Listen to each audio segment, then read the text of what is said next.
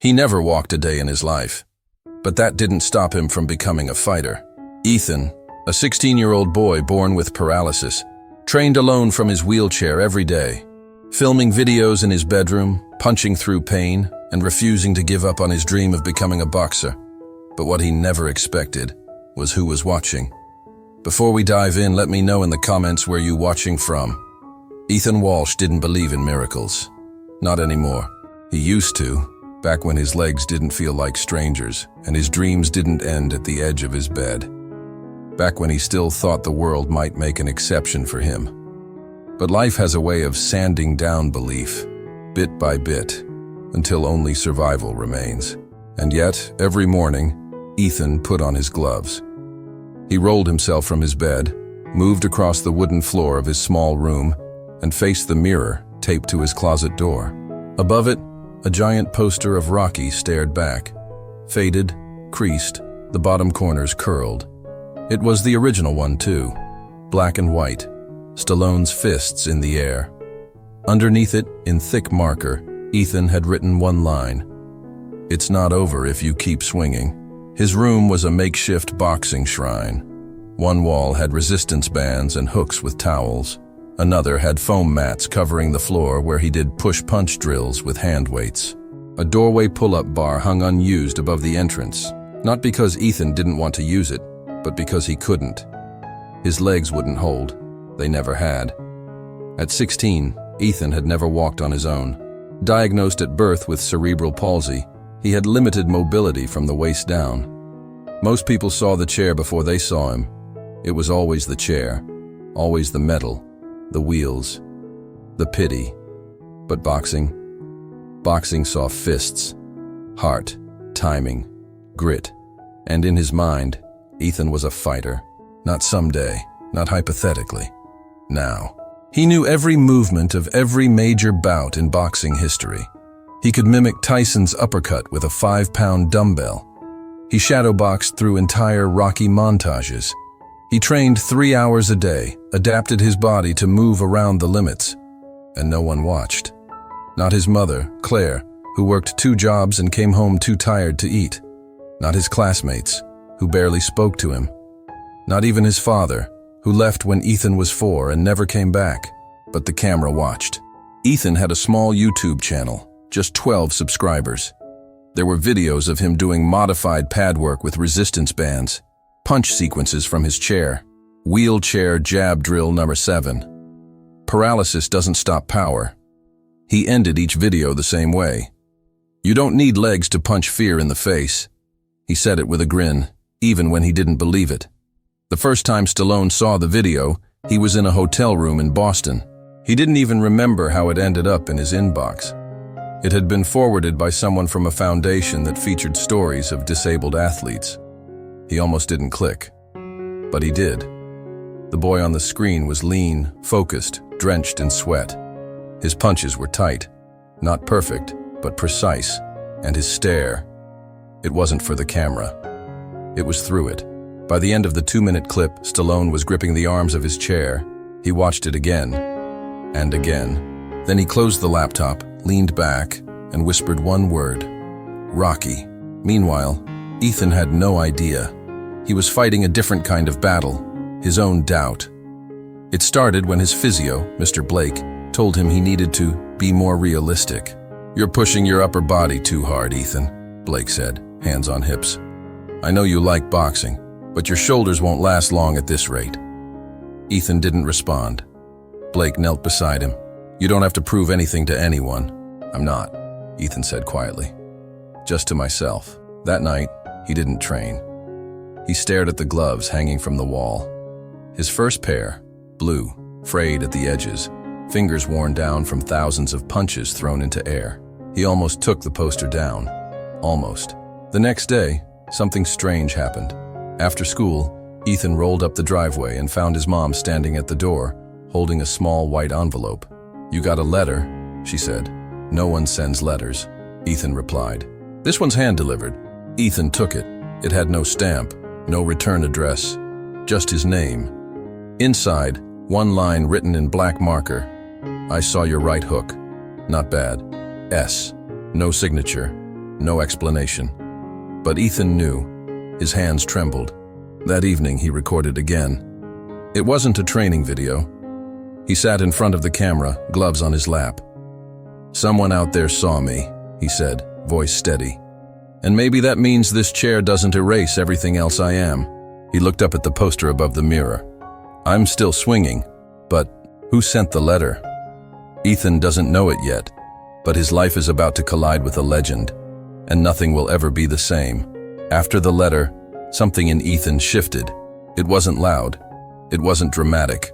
It was quiet, like a thread being pulled loose. Suddenly, he wanted to train again.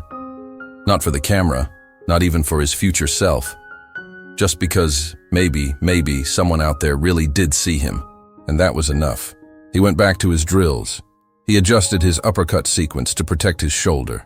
He rewatched every Rocky movie, not just the fights, but the quiet scenes, the ones where Rocky sat alone in his apartment, where he talked to Adrian about fear, about being just another bum from the neighborhood. Ethan understood that line more than ever. Claire, his mother, noticed the change. "You're smiling again," she said one night, placing a bowl of soup on the table. "I guess I'm just in a groove." She sat across from him. Her face was older than it should have been, lines carved from years of work, worry, and holding it all together alone. "You sure it's not because of that letter?" He paused. "I don't know who sent it, but you think you do?" He looked at her. "I want to think I do." Claire reached across the table and touched his hand. "I don't care who it is. If it makes you feel stronger, hold on to it." That weekend, Ethan filmed a new video. This time, he opened it with a voiceover. "A lot of people think fighting's about fists, but I think it's about how you carry yourself when the world keeps calling you weak." The video showed him training with a new setup, bands anchored to the door, modified foot drills with seated weight shifts, creative striking patterns. He even rigged an old punching bag to swing, forcing him to dodge from his chair. He called it Boxing from the Waist Up, Episode 1. It got more views than usual, a couple hundred. A small blog shared it, nothing huge, until 3 nights later, when he received another note. This one came inside a small brown box, no address, just his name. Inside the box, a folded note. "Let's see how far you'll go. S." And beneath the note, a pair of black leather gloves, but not just any gloves. These were custom vintage Everlast gloves, weathered, marked. On the inside wrist of the left glove, written in fading silver ink, RB 75. Ethan froze. He'd seen them before. Not the exact pair, but replicas, photos. They were Rocky's gloves, from the first film. He stared at them like they were holy. His fingers shook as he slid one on. It fit perfectly. Claire walked in moments later. She dropped her keys when she saw him holding them. "Where did you get those?" she whispered. "They came in the mail," Ethan replied. She picked up the note, read it, then sat slowly on the edge of the bed. "You think, is it really him?" Ethan didn't answer. He didn't have to. That night, Ethan didn't sleep. He researched everything he could about Stallone's memorabilia, his charitable work, past donations. Nothing came up about giving away Rocky's gloves, nothing recent. It made no sense. But somehow, it did. The next day, he recorded again. This time, no drills, just him, in his chair, holding the gloves. "When I was 8, a kid at school told me people like me don't belong in sports. He said boxing was for fighters, not wheelchairs." He held up the glove. "But now I know something. Fighters aren't made from what they stand on. They're made from what they stand for." Somewhere in Los Angeles, Stallone sat in a small private screening room. The video played on a large screen. Next to him sat a quiet man with glasses, his assistant, Carl. Carl leaned over. "You sure about this?" Stallone nodded slowly. "I saw myself in him. The way he moves, the way he speaks. It's not about the punches. It's about the fight." Carl looked at the screen again. "You think he's ready?" "No," Stallone said, "but he's willing, and that's better." Meanwhile, Ethan began receiving messages. A former Paralympic boxer reached out, offering encouragement. A boxing gear company offered to sponsor him. His school gym teacher showed the video in class. Even Aaron, the boy who used to mock Ethan in the cafeteria, walked up to him after school. "I watched your video," he said. Ethan braced. "I couldn't stop crying." Ethan blinked. Aaron shrugged. "You're stronger than any of us, just so you know." Then he walked away. At home, Claire opened the mail and found a formal letter. It was from the Philadelphia Youth Sports Foundation. An invite for Ethan to attend a special boxing seminar, all expenses paid. No explanation, no contact number, just a date, a location, and a signature at the bottom. Sylvester Stallone. The invitation sat on Ethan's desk for 3 days. He stared at it like it was a puzzle he couldn't solve. It had no explanation, no itinerary, just a date, a location in Philadelphia, and a name, Sylvester Stallone. Was it real? Claire called the number on the envelope, disconnected. Ethan Googled the address. It was a closed-down community rec center. Recently renovated, apparently, but no website, no news. Everything about it screamed, "Don't go." And yet, everything in Ethan screamed, "Don't miss it." When the day came, he dressed in silence. Gray hoodie, black sweatpants, his gloves, Rocky's gloves, in his lap. Claire pulled the car to the curb and looked over at him. "You're sure?" Ethan nodded. She kissed his forehead. "I'll be right here waiting." He rolled toward the glass doors alone. They opened automatically. Inside, the rec center was alive. There were mats on the floor, old posters, banners from youth tournaments. A small ring set up in the middle. People moved around, setting up chairs and lights. Ethan saw cameras, microphones. Someone handed him a water bottle and whispered, "He's in the back." Ethan followed the directions until he reached a hallway, and there he saw him. Stallone stood with his back turned, adjusting his sleeves. Then he turned. And for a second, just one, Ethan forgot how to breathe. The man looked exactly like the poster, but older, wiser. More tired, maybe, but still, him. Stallone smiled gently. "You made it." Ethan's voice caught in his throat. I wasn't sure this was real." "Oh, it's real," Stallone said. He reached out and placed a hand on Ethan's shoulder. "And I'm glad you're here." They stood in silence for a moment. Then Stallone pulled a chair beside Ethan's and sat down. "You know," he said, "I used to train in places like this, when no one cared, when no one watched, just me in a bag." "I've seen the footage," Ethan said. "You looked unstoppable." Stallone chuckled. "I wasn't, but I was relentless." He paused, then added, "So are you." For the next hour they talked. About boxing, life, pain, loss. Ethan told him about his father, about the teacher who said he was dreaming too big, about the day he almost threw his gloves away. Stallone listened. Then quietly he said, "You know, I kept those gloves from Rocky for over 40 years. Never gave them to anyone." "Why me?" Ethan asked. Stallone looked him dead in the eye. "Because you're the only one who reminded me why I ever wore them." They walked, or in Ethan's case, rolled, into the main room together. The cameras clicked. Someone hit record. Stallone introduced Ethan to the room as a fighter in every way that matters. And then, without fanfare, he said, "Let's train." Ethan blinked. "Wait, what?" "I don't give away gloves for free," Stallone said with a grin. "You gotta earn them." They stepped into the ring. What followed was a masterclass in adaptation. Stallone worked with Ethan on modified balance drills, pad work adjusted for seated angles, strength resistance, and guard positioning. He demonstrated how to control space, pace rhythm, breathe under pressure. And Ethan? He didn't just keep up. He lit up the room. People clapped. Some cried. One young boy in the audience, also in a wheelchair, held his fists in the air the entire time. But the celebration wouldn't last. That night, back at the hotel, Ethan felt pain. It started in his shoulders, then his neck. By midnight, his arms felt like stone. Claire rushed him to urgent care.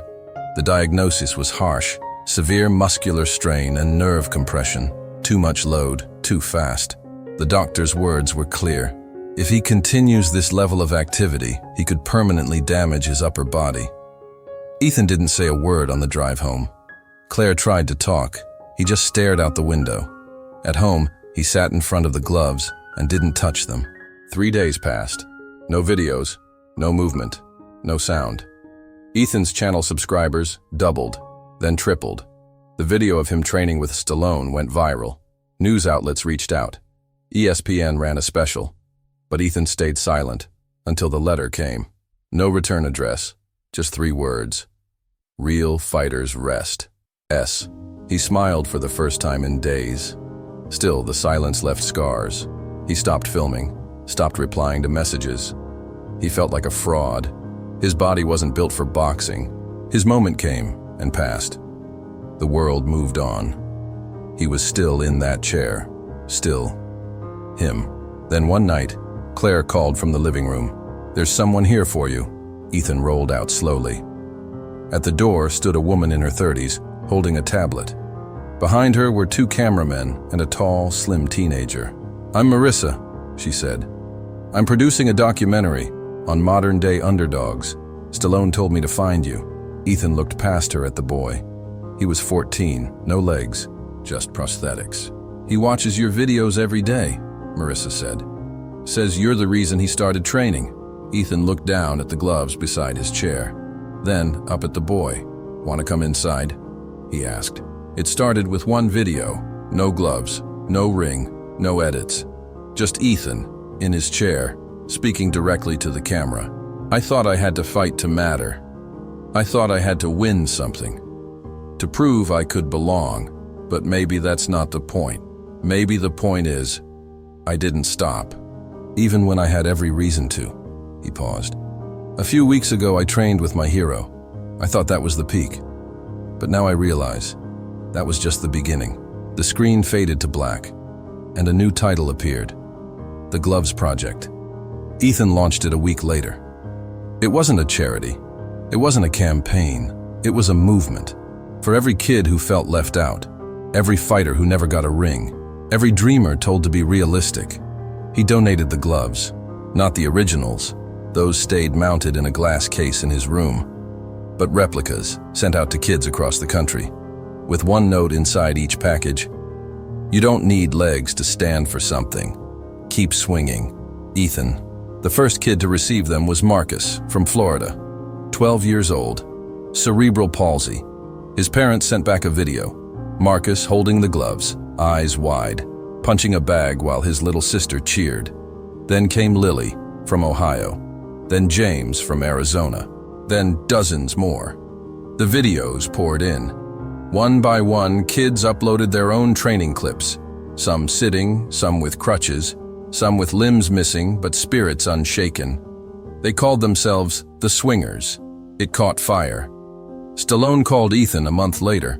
"You started something," he said. "No," Ethan replied. "We did." The foundation that once ignored Ethan now partnered with him. Schools invited him to speak. Gyms opened adaptive programs. One evening, Ethan returned home to find a small package on his porch. Inside, a gold chain with a small boxing glove charm. No note, but engraved on the back, "It's not over if you keep swinging." 1 year later, ESPN aired a documentary, Southpaw Spirit, the Ethan Walsh story. The final scene showed Ethan back in the rec center, surrounded by kids, some in chairs, some on prosthetics, all wearing gloves.